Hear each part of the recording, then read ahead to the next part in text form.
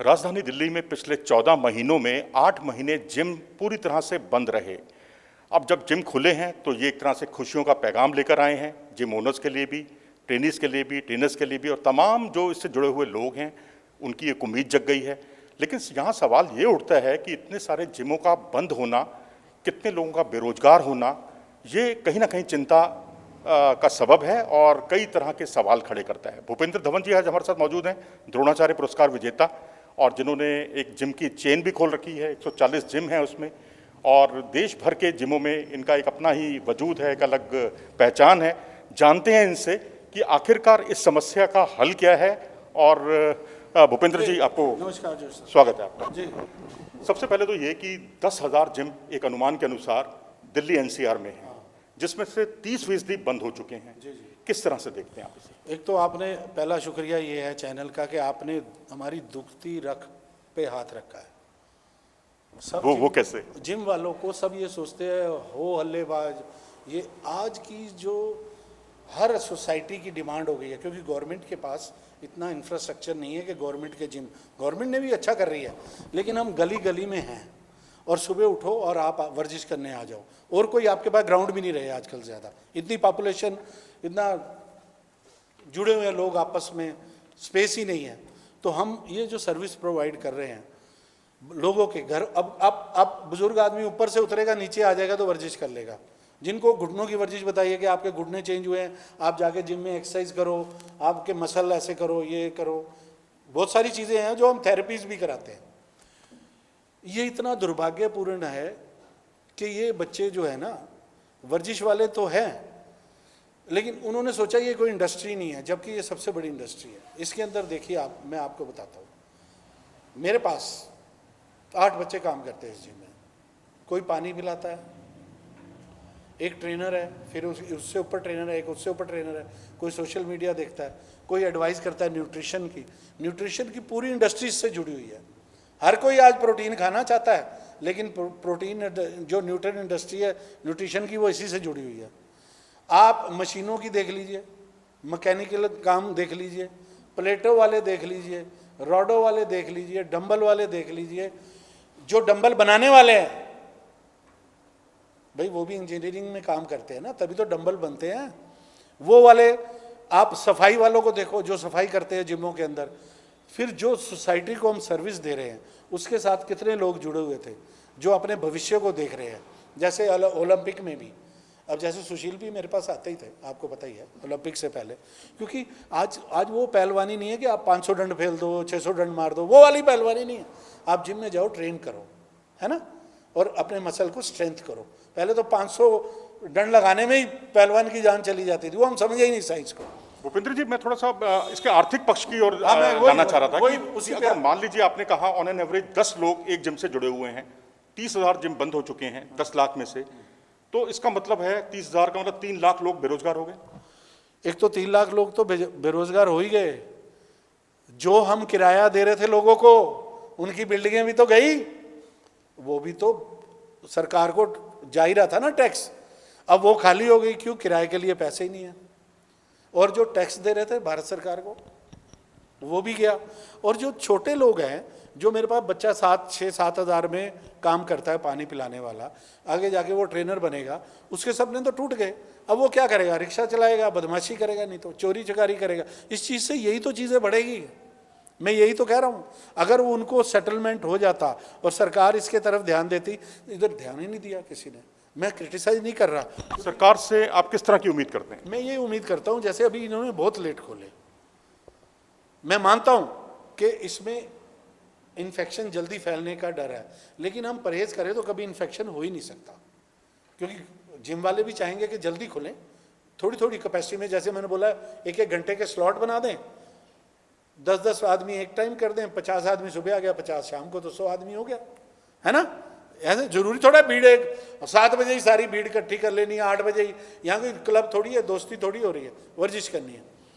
अब अगर सरकार इसको पहले खोल देती तो ये पैसे भी कमाते, लोगों की जेब से निकलवाते, थोड़ा टैक्स भी देते, बिजली का बिल भी देते, पानी का बिल भी देते, और पानी की बोतलें जो भर के लाते हैं वो भी, उसको भी पैसे मिलते।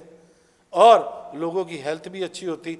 देखो, आप किसी भी कंट्री को अगर हेल्दी करना है ना, तो हॉस्पिटल से ज़्यादा स्टेडियम खोल दो, वहाँ हॉस्पिटल कम हो जाएंगे, है ना। ये बात बोल रहा हूँ मैं आपको, ये बात अगर गवर्नमेंट के ध्यान में आ गई ना कि हर आदमी हेल्दी हो गया। हम अपने हिंदुस्तानी खाने को तो बोलते हैं, हल्दी भी खाते हैं, मसाले भी खाते हैं, लेकिन इंटरनल बड़े वीक हैं, क्यों? वर्जिश करते ही नहीं। जो इस नेशन को हेल्दी नेशन है, उसको स्पोर्ट्स और स्टेडियम और वर्जिश के सेंटर ज़्यादा हो जाए तो वहाँ हॉस्पिटल कम हो जाएंगे।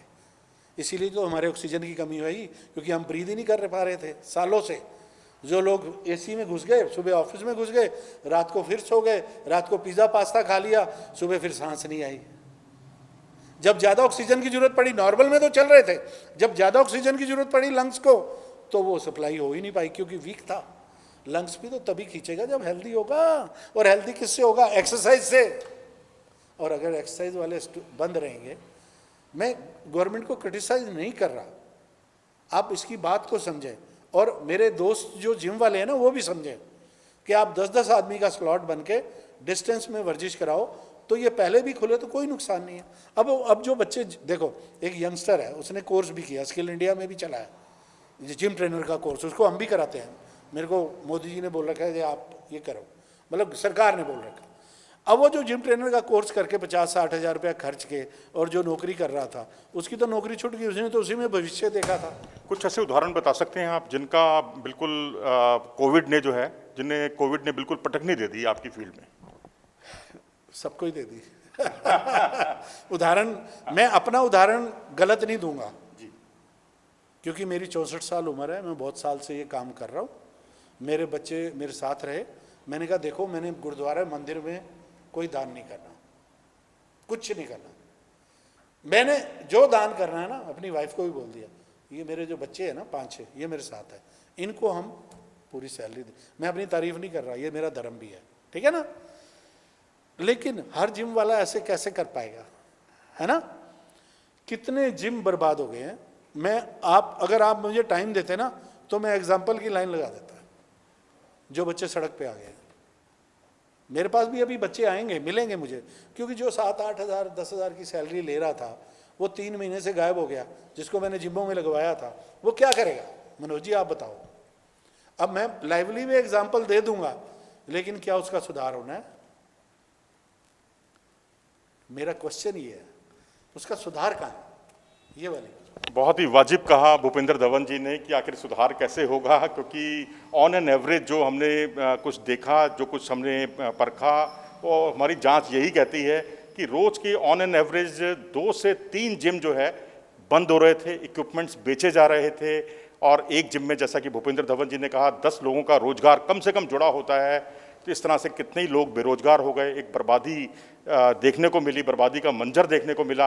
आप शायद कुछ कहना चाहते हैं? हाँ, मैं ये एक बात सरकार से और कर रहा हूँ कि आपने बहुत अच्छा किया, सबको राशन फ्री दिया, बहुत अच्छी बात।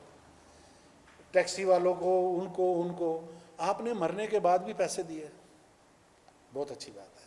उनको एजुकेशन दी। जो जिंदा हैं वो ऐसे ही मर जाएं क्या? मैं ये पूछना चाहता हूँ, जो जिंदा हैं क्या वो मरने का इंतजार करेंगे? मरने के बाद घर वालों को पैसे मिलेंगे?